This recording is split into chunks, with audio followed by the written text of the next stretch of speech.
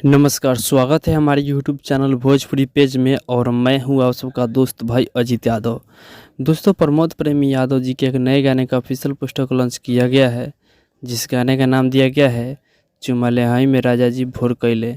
इस गाने को प्रमोद प्रेमी यादव जी गाए हैं और इस गाने को योगेंद्र ज्वाला जी लिखे हैं और इस गाने में म्यूजिक है रोशन सिंह का, जो कि इस गाने को कल है 11 तारीख और कल है के दिन इस गाने को सुबह 7 बजे रिलीज़ किया जा रहा है।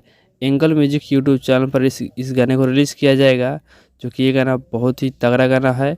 तो कल आप लोग तैयार रहिए एंगल म्यूजिक चैनल पे सुबह 7 बजे इस गाने को सुनने के लिए। तो प्रमोद प्रेम यादव के फैन अगर इस वीडियो को देख रहे हैं तो आप लोग इस वीडियो को ज़्यादा शेयर कीजिएगा, ताकि सभी दोस्तों के पास से वीडियो पहुँच जाए, पता चल जाए कि प्रमोद प्रेम यादव कल एक बवाल भोजपुरी सॉन्ग आ रहा है। तो अभी का यही अपडेट है। इसके बारे में क्या करना चाहते हैं हमारे कमेंट बॉक्स में अपना राय ज़रूर बताइएगा। बाकी इस वीडियो को यहीं समाप्त करते हैं, फिर मिलते हैं किसी नए अपडेट के साथ।